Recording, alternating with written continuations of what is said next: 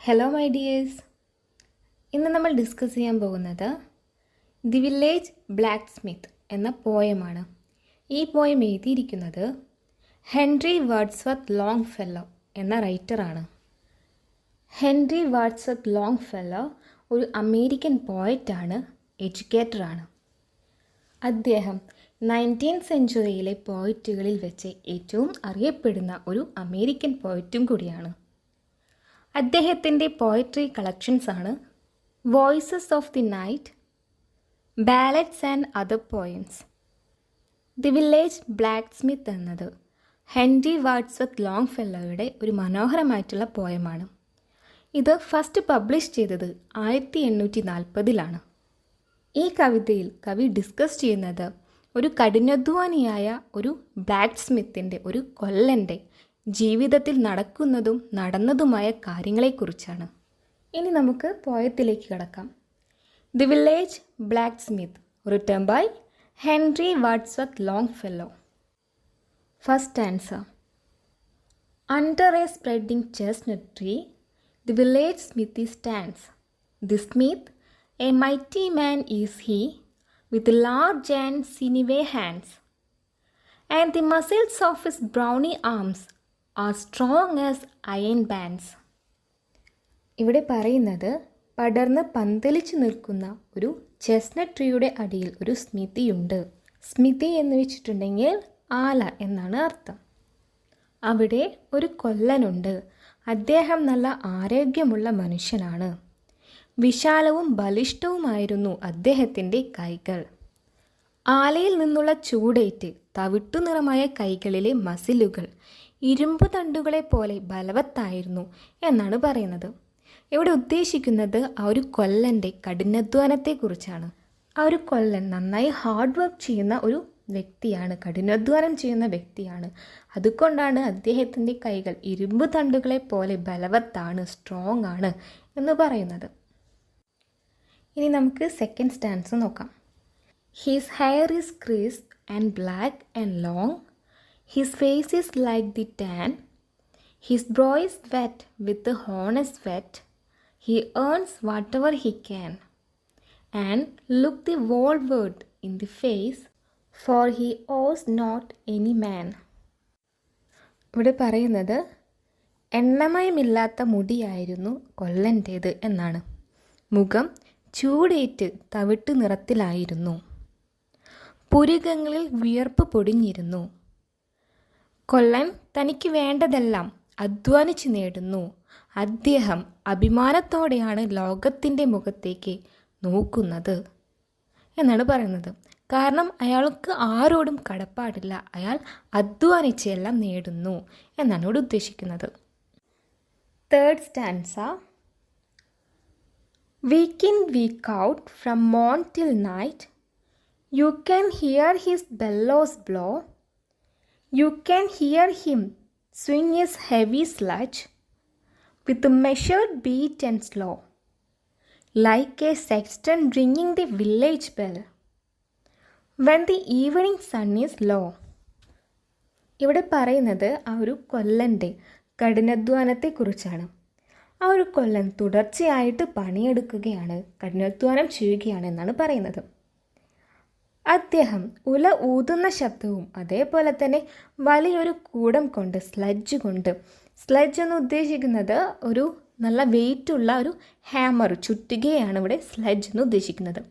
ആ ഒരു കൂടം കൊണ്ട് ഇരുമ്പ് അടിക്കുന്ന ശബ്ദവും കേൾക്കാം എന്നാണ് പറയുന്നത്.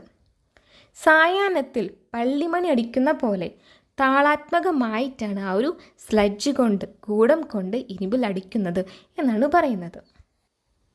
Fourth stanza.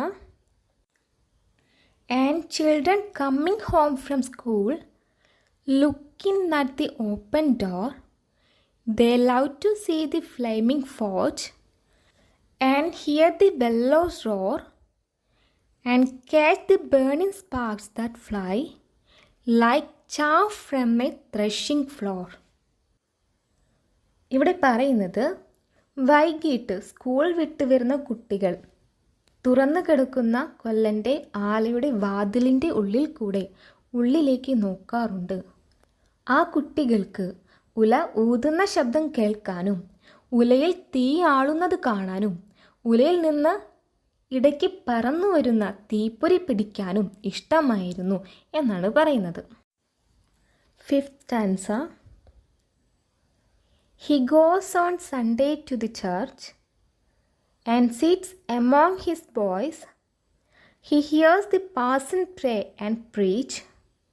He hears his daughter's voice singing in the village choir, and it makes his heart rejoice. ഇവിടെ പറയുന്നത് ഞായറാഴ്ചകളിൽ കൊല്ലൻ മുടങ്ങാതെ പള്ളിയിൽ പോകാറുണ്ട്. മറ്റുള്ളവർക്കൊപ്പം ഇരുന്ന് പ്രസംഗം കേൾക്കാറുണ്ട്. പ്രാർത്ഥനയിൽ പങ്കുകൊള്ളാറുണ്ട്. കൊല്ലൻ്റെ മകൾ പള്ളിയിലെ ഗായക സംഘത്തിനൊപ്പം പാടുന്നത് കേൾക്കുമ്പോൾ അയാളുടെ ഹൃദയം പുളകിതമാകാറുണ്ട്. അയാൾക്ക് ഭയങ്കര സന്തോഷമുണ്ടാകാറുണ്ട് എന്നാണ് പറയുന്നത്. 6th stanza. It sounds to him like her mother's voice, singing in paradise.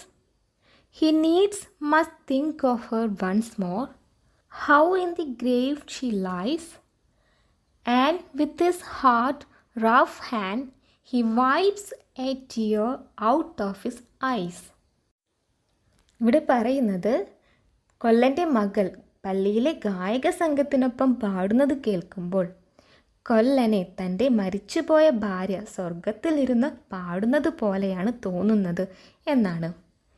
അപ്പോൾ കൊല്ലൻ തൻ്റെ ഭാര്യയെക്കുറിച്ചും കുഴിമാടത്തിൽ അവൾ കിടക്കുന്ന രംഗവും ആലോചിച്ച് സങ്കടപ്പെടുകയും ചെയ്യുന്നു. അദ്ദേഹത്തിൻ്റെ കണ്ണുകളിൽ നിന്നും കണ്ണുനീർ ഒഴുകുന്നു.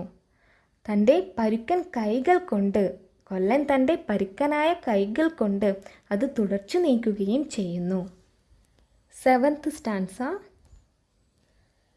Toiling, rejoicing, sorrowing, onward through life he goes. Each morning sees some task begin, each evening sees it close.